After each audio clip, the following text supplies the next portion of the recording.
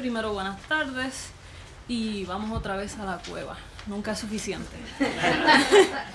He titulado mi presentación como Representación del viaje iniciático sufí, simbología cifrada en la cueva de Montesinos del Quijote. El episodio de la cueva de Montesinos conmueve al lector y todavía hoy la crítica argumenta sobre qué es lo que ocurre al Quijote en la cueva. De entre los estudios críticos sobre este episodio, aludo al de Agustín Redondo, titulado El proceso iniciático en el episodio de la cueva de Montesinos del Quijote.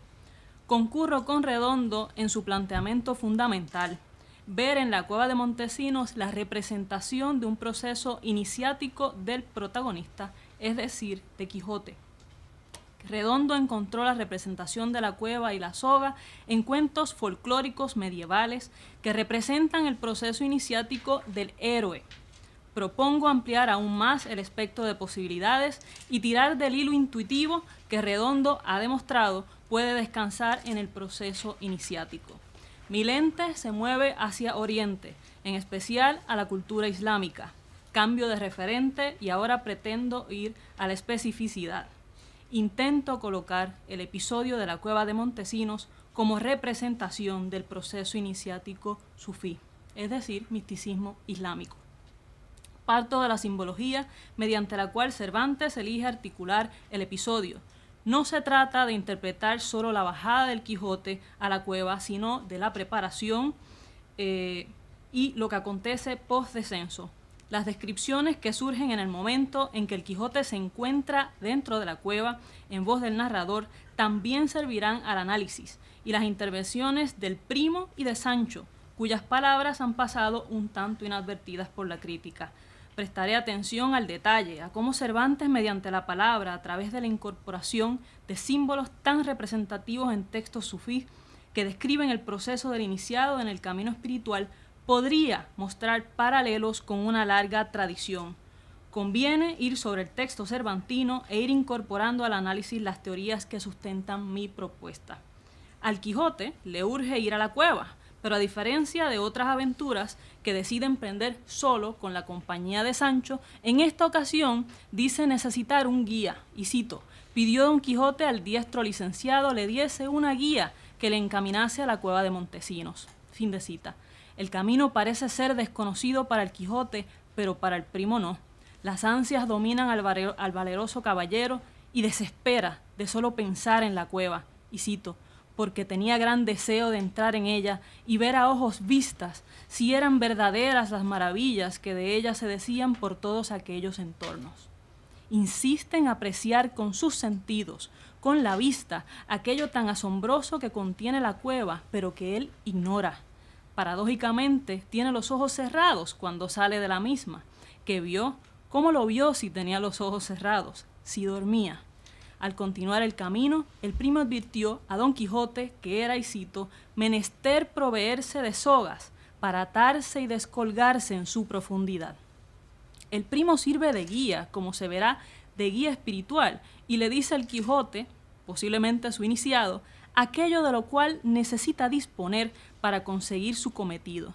Necesita proveerse de soga. La sugerencia es previsible, pues es lo mínimo que se puede necesitar para adentrarse en una cueva. Aún así, las imágenes representan mucho más de lo obvio. La soga o cuerda aparece en el Corán como el símbolo del Corán mismo, y aquellos que se agarren a ella se encaminarán a Allah. Al Quijote le urge la soga para atarse y descolgarse en la profundidad de la cueva. Teniendo esto en mente, la soga se convierte en el elemento que le permite acceder a una interioridad desconocida y permanecer seguro, pues está atado. ¿Asido a qué? Parecería que se propone un descenso seguro a un lugar seguro para el Quijote, ya libre, ya huyendo de los encantadores que lo persiguen. La cueva no es descrita de forma que invite a ser penetrada. Sancho había permanecido callado, pero al ver que su amo se disponía a penetrar las profundidades de la cueva, salta a decirle, mire vuestra merced, señor mío, lo que hace, no se quiera sepultar en vida, ni se ponga donde parezca frasco que le ponen a enfriar en algún pozo. Nunca Sancho ha tenido palabras que contengan tanta espiritualidad en el texto y parece insólito. El hecho de que Sancho le advierta a su señor que no se sepulte en vida apunta hacia lo que se comprobará en el devenir del relato, al sueño en que caerá el Quijote. Según la tradición islámica, el profeta Mahoma dijo que el sueño es hermano de la muerte, de modo que las palabras de Sancho casi presagian a lo musulmán cuál será el próximo destino de su amo, el sueño. Ya anticipé que la soga o cuerda puede ser una referencia al Corán, según este mismo. Y aquí conviene citar la interpretación sufí de este fragmento del Corán que hace Kubra, autor del siglo XII. Y cito: solo sale del pozo de la naturaleza un corazón que se agarra a la cuerda o soga del Corán y a la cola de la túnica del dhikr. Fin de cita. Los símbolos se agolpan y de repente se muestran las piezas del rompecabezas. Sucede que el primo, posible guía espiritual, le advierte de la soga que necesita para adentrarse en la cueva, soga que según Al-Kubra es el Corán y de la cual el iniciado debe agarrarse para salir del pozo de la naturaleza del corazón. La imagen se alinea a su vez con las imágenes que aporta Sancho, y cito: ni se ponga donde parezca frasco que le ponen a enfriar en algún pozo. El pozo que menciona Sancho y la soga que menciona el primo aparecen en una sola línea del texto sufí de Kubra. El hecho de que Sancho se refiera a un frasco que se pone a enfriar en las profundidades de un pozo no es aleatorio. En las teorías sufíes el corazón es visto como un recipiente, un contenedor, y se enfría cuando contempla cara a la divinidad, según Al-Tustari, autor del siglo IX. ¿Será esto aquel misterio que le acontece al Quijote y que nunca sabemos la verdad con certeza? No lo sé, aunque los paralelos entre los símbolos son ya evidentes. En clave sufí, el Quijote se apresta a penetrar el pozo, el hondón de su alma, como frasco, su calp o corazón espiritual, podría contemplar a la divinidad cara a cara y hacerlo agarrado de la soga o cuerda, es decir, del Corán. El Quijote ofrece una descripción de la aventura, y cito: yo voy a despeñarme, a emposarme y a hundirme en el abismo que aquí se me representa. Insiste en la profundidad, en la interioridad otra vez. Aparece la referencia al pozo que antes escuchamos en Sancho y que Kubra entiende como el corazón del iniciado. No puedo pasar por alto las últimas palabras del Quijote: el abismo que aquí se me representa. El hecho de que Cervantes ponga en boca del Quijote ver la aventura de la cueva como una representación no es fortuito. El Quijote lucha en contra del camino tortuoso que se le representa y consigue abrirse paso hacia la oscuridad. Sancho se despide haciéndole 1000 cruces al Quijote y encomendándolo nuevamente a Dios. Él será su guía y lo tornará libre. Mientras, Sancho y el primo continúan dándole soga para que el caballero se deje, y cito, calar al fondo de la caverna espantosa. Sancho exclama: Dios te guíe otra vez y te vuelva libre y sano, sin cautela, a la luz de esta vida que dejas, por enterrarte en esa oscuridad que buscas. Fin de cita. Precisamente así es el camino espiritual. Y cito: velos de luz y de tinieblas son solo etapas en el ascenso espiritual del camino del derviche. Siempre al fondo, la luz primordial que se manifiesta señalando el camino. Es guía, es velo, luz y tinieblas. Fin de cita. Citaba Al-Ghazal, otro autor sufí. Otra vez, en boca de Sancho hay un discurso híbrido, pero cuya simbología parece cerrar filas con textos de espiritualidad islámica. El camino del Quijote por la cueva se llena de silencio. Por un espacio aproximado de 30 minutos, el Quijote permanece en la aparente oscuridad. Al cabo de este tiempo, Sancho y el primo comienzan a recoger la soga y aparece el caballero de las tinieblas. Cuando Sancho lo recibe con, y cito: sea vuestra merced muy bien vuelto, señor mío, que ya pensábamos que se quedaba ya para casta. Rico, Francisco Rico, en su edición, indica en nota al pie que quedarse para casta es equivalente a para siempre, como semilla. Si cambio de lente al mundo oriental, la semilla es medular como símbolo en el discurso sufí. Najam al-Din Razi sostiene que el iniciado se ve como una semilla de cuyo interior brotará el árbol del olivo, es decir, el árbol de la iluminación divina, luz que también crea el Corán, y este a su vez puede ser representado por la soga, como vimos. Quijote sale de la cueva y está en un estado alterado, pero, y cito, vieron que traía cerrados los ojos, con muestras de estar dormido, no despertaba. Luego de un par de intentos desesperados de Sancho por hacerlo reaccionar, volvió en sí, desperezándose bien como si de algún grave y profundo sueño se despertara. Quijote lamenta haber despertado, lamenta ya no presenciar las maravillas, diciendo: ahora acabo de conocer que todos los contentos de esta vida pasan como sombra y sueño, o se marchitan como la flor del campo. La forma de pasar o desvanecerse no es cualquiera, sino como sombra y sueño. Ambos símbolos son clave en la imaginería sufí. En un texto de Algazel, El nicho de las luces, se describe cómo el paso del iniciado a través del camino espiritual se da como el de un durmiente que se mueve desde las sombras hacia la luz, es decir, desde el despertar al sueño, desde el mundo ordinario o el mundo del Malakut al mundo imaginal. La continuación de la descripción del descenso y estancia en la cueva merece ser citado en su totalidad, para luego ir a la interpretación, que es la hoja que les acabo de... sobre eso no la voy a leer otra vez, ya la tienen. Lo que voy a hacer es analizarla. Según la simbología en que está cifrada. Intentaré hilar fino en este análisis, pues iré sobre dos relatos simultáneamente y sobre el análisis místico. Según el Tustari, Mahoma se encontraba huyendo de unos enemigos que querían asesinarlo y se refugia junto con Abu Bakr en una cueva.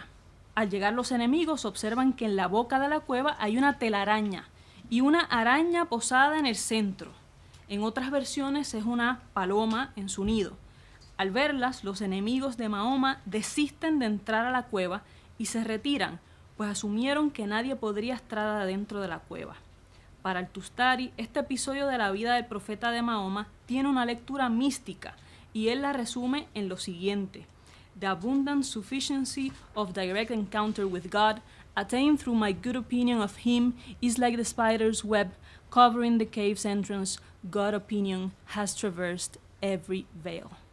Al-Tustari no se limita a recoger la historia de este episodio de la vida del profeta Mahoma, sino que en estos versos lo ata directamente a la protección que se obtiene tras el encuentro directo con la divinidad. Sufficiency, como explica el texto, es la traducción del árabe kifayat o kifaya en singular y se refiere a la protección, a guardarse o protegerse. Al-Tustari compara la imagen de una telaraña cubriendo la entrada de la cueva, en referencia a la cueva en que se refugia Mahoma, con la protección que experimenta el iniciado tras el encuentro directo con la divinidad. Es la imagen del lugar seguro que teje la araña para protegerse de sus enemigos. Es la lectura del kalb imposible de penetrar ya por la oscuridad. Corresponde trasladar este relato de la vida de Mahoma en la cueva y el análisis sufí que propone Tustari de una vez a la cueva de Montesinos. Si bien Mahoma se refugia en la cueva huyendo de sus enemigos, Quijote también lo hace, pues huye de los sabios encantadores que lo quieren destruir. Si continuamos con la descripción que hace el Quijote al salir y despertar, este señala que se vio pendiente y colgado de la soga. Sugerente imagen que no es difícil comparar con la imagen de una araña colgando de su telaraña en la cueva. El paralelo de la imagen queda aún más claro cuando el Quijote señala, y cito: «Fui recogiendo la soga que enviábades y haciendo de ella una rosca o rimero». El lector queda pasmado ante la imagen del Quijote, en plena oscuridad, cogiendo la soga y formando una rosca. La torna en vueltas en espiral, formando círculos concéntricos y luego sentándose en ella.